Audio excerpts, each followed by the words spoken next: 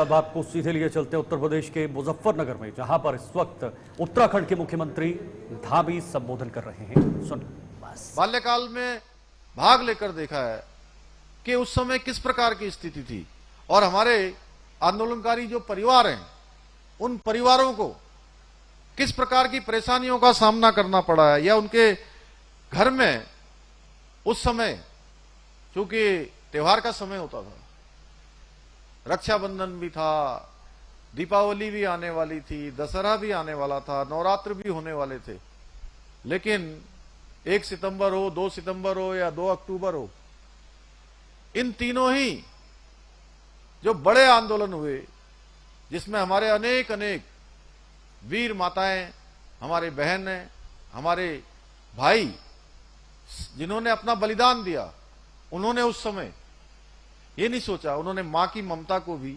छोड़ दिया, मां की ममता को छोड़ दिया, बहन की राखी को भी ठोकर मार दी, अपने बच्चों को भी छोड़ दिया, और वो आगे बढ़ते चले गए कि हम उत्तराखंड राज्य प्राप्ति तक अब रुकने वाले नहीं हैं, हम झुकने वाले नहीं हैं, हमारी गति और तेज होगी। भाइयों बहनों, इसलिए हमने राज्य आंदोलनकारियों के प्रति अपनी कृतज्ञता व्यक्त करते हुए राज्य आंदोलनकारियों और उनके आश्रितों के लिए सरकारी नौकरियों में 10% का क्षैतिज आरक्षण विधानसभा में विधेयक लाकर इसको लागू कर दिया है। इसके साथ ही नारी शक्ति को नमन करते हुए हमारी सरकार ने राज्य में महिलाओं को 30% का क्षैतिज आरक्षण भी सभी सरकारी नौकरियों में देने का ऐतिहासिक कार्य किया है।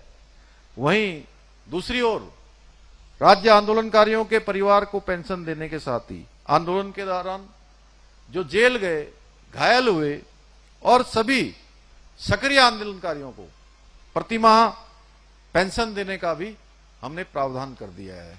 आज पेंशन दी जा रही है। इसके साथ ही राज्य आंदोलनकारियों के बच्चों को स्कूलों और कॉलेजों में निःशुल्क शिक्षा, सरकारी बसों में निःशुल्क यात्रा सुविधा भी प्रदान की जा रही है। भाइयों बहनों, एक पृथक राज्य की परिकल्पना में हमारे प्रदेश के अंदर आज अनेक चुनौतियां हैं। आज देवभूमि उत्तराखंड का जो मूल स्वरूप है, वो मूल स्वरूप भी हमारा बना रहे, जिसके नाम से देवभूमि को जाना जाता है। पूरी देश दुनिया के अंदर हमारा सम्मान होता है कि हम देवभूमि के हैं, जिसके कारण से हमारी एक अलग पहचान है। पिछले दिनों हमारे राज्य आंदोलनकारी 10% का जब क्षैतिज आरक्षण विधानसभा में पारित हो गया, माननीय राज्यपाल महोदय ने अपनी स्वीकृति प्रदान कर दी, तो मेरा धन्यवाद करने आए थे। मैंने कहा आप सबको मेरा धन्यवाद करने के बजाय उत्तराखंड की देवतुल्य जनता का धन्यवाद करना चाहिए, जिसने उत्तराखंड राज्य के अंदर एक मिथक तोड़ा, एक परिपाटी बदली और लगातार सरकार में हमको सेवा करने का अवसर प्रदान किया, एक नया इतिहास बनाने का काम किया। आंदोलन भी हो गया, राज्य भी हमको मिल गया। बहुत सारे काम जो हमारे आंदोलनकारी सोचते थे, हमारे बलिदानी सोचते थे, उस दिशा में हम आगे भी बढ़ गए हैं। अब हमको जो हमारे सामने चुनौतियां हैं, उन चुनौतियों का भी सामना करना पड़ रहा है। जिस प्रकार से हमारे राज्य आंदोलनकारियों ने राज्य प्राप्ति के लिए आंदोलन चलाया था, अब मैं सबसे अनुरोध करना चाहता हूं कि राज्य का जो मूल स्वरूप है, उस मूल स्वरूप को बचाए रखने के लिए भी हमारे राज्य आंदोलनकारियों को, हमारी मातृशक्ति को, हमारे नौजवानों को उसी प्रकार से जागृत होकर काम करना होगा, उसी प्रकार से समाज में प्रहरी बनकर काम करना होगा। और जिस संकल्पना के लिए, जिस अवधारणा के लिए हमारा राज्य बना, हमारे प्रदेश की जो डेमोग्राफी है, उसको संरक्षित रखने का एक दायित्व भी हम सबको अब आगे आकर निभाना होगा। और इसमें सरकार अपने स्तर से काम कर रही है। डेमोग्राफी को सुरक्षित रखने के लिए हमारी प्रतिबद्धता है, हमारा संकल्प है, हम प्रतिबद्ध हैं कि हम उत्तराखंड राज्य की डेमोग्राफी को बिगड़ने नहीं देंगे। इसी के लिए हमने राज्य के अंदर धर्मांतरण का सख्त धर्मांतरण कानून अभी लागू किया है। अतिक्रमण को हटाकर जो विभिन्न स्थानों पर, राज्य की सरकारी जमीनों पर, हमारी वन विभाग की जमीनों पर जो बड़े पैमाने पर अतिक्रमण था, लगभग 5,000 एकड़ से भी ज्यादा अतिक्रमण, आज उस अतिक्रमण को मुक्त करवाया है, उस कब्जे से उस जमीन को छुड़ाया है। भाइयों बहनों, प्रदेश में सुख शांति और सुशासन स्थापित करने के लिए, हमारे नौजवान युवा भाई बहनों के लिए, गरीब माता पिता के बेटे बेटियों को भी अवसर मिले, उसके लिए हमने प्रदेश में सबसे कड़ा नकल विरोधी कानून भी लागू किया है। राज्य हमारा बहुत शांत है, आपस में लोग सब एक दूसरे के साथ प्रेम पूर्वक रहते हैं। बहुत ही हमारे यहां आपस में लोगों में मेलजोल है, वो मेलजोल खराब ना हो, प्रदेश में सुख शांति खराब ना हो, कानून व्यवस्था बनी रहे।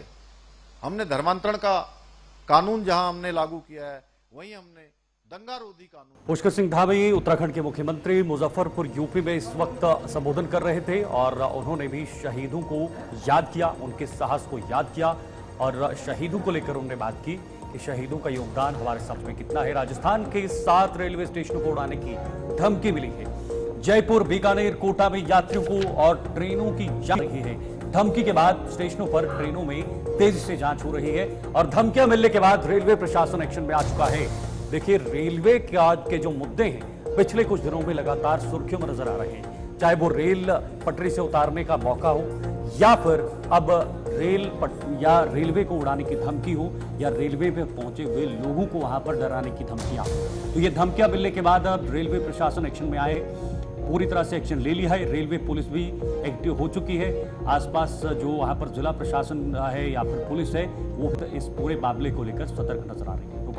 बिल्कुल, आपको बता दें कि राजस्थान में आए दिन मिलने वाले बॉम्ब थ्रेट के चलते जो है प्रशासन भी परेशान है और इसी को लेकर अगर बात की जाए तो फिलहाल रेलवे ट्रेन की अगर बात की जाए तो 7 रेलवे स्टेशनों को उड़ाने की धमकी जो है राजस्थान में मिली है और जयपुर, बीकानेर, कोटा में यात्रियों की और ट्रेनों की जांच जो है वो की जा रही है। और आपको बता दें, स्कूल, मॉल और एयरपोर्ट के बाद अब रेलवे स्टेशन को भी उड़ाने की धमकी जो है वो मिल रही है और धमकीबाज जो है वो निशाने पर है। फिलहाल इनका पता लगाने की कोशिश जो है वो की जा रही है और आपको बता दें कि इसी में राजस्थान के हनुमानगढ़ में एक अज्ञात व्यक्ति ने रेलवे स्टेशन को बम से उड़ाने की धमकी भरा पत्र जो है वो भेजा है। तो आप देख सकते हैं 7 रेलवे स्टेशन की बात है, एक भी नहीं। और पूरे देश भर की अगर बात की जाए तो पहले भी ये देखने को मिला है कि कई बार पटरियों पे जो है सिलेंडर था और इस वक्त राजस्थान से ये खबर है जहां पर 7 रेलवे स्टेशन को उड़ाने की धमकी सामने आई है।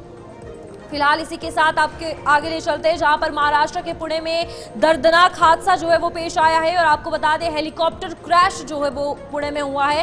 हादसे में 3 लोगों की मौत हुई है और आपको बता दें कि 2 पायलट और 1 इंजीनियर की मौत जो है इस हादसे में वाकया आई है। और महाराष्ट्र के पुणे में ये दर्दनाक हादसा हुआ है जिसको लेकर अगर बात की जाए तो 1.5 महीने में ये दूसरी घटना है और टेक ऑफ के बाद 1.5 किलोमीटर के दायरे में जो है ये हादसा पेश आया है। बिल्कुल रूपाली, टेक ऑफ के बाद 1.5 किलोमीटर की दूरी पर ही ये हेलीकॉप्टर जो है हादसे की भेंट चढ़ गया, जिसकी तस्वीरें भी आपके पास आपके सामने हैं। और ये इतना भयानक हादसा है कि जब हेलीकॉप्टर क्रैश हुआ तो वहां पर आप देख सकते हैं किस तरह से जो उबड़ खाबड़ नीचे जमीन है उस पर ये गिरा और गिरने के बाद तुरंत आग लग गई। आग की चपेट में हेलीकॉप्टर आ गया और इसमें 3 लोग जो हैं उनकी मौत हुई, जिसमें 2 पायलट हैं और 1 इंजीनियर बताया जा रहा है।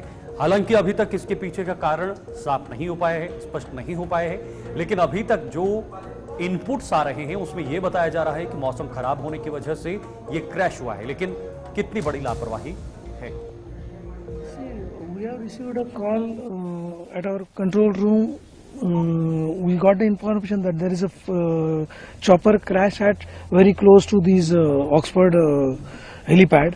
We could able to respond our fire teams from the nearest fire stations of Pashan and Aund and Kothur from PMC.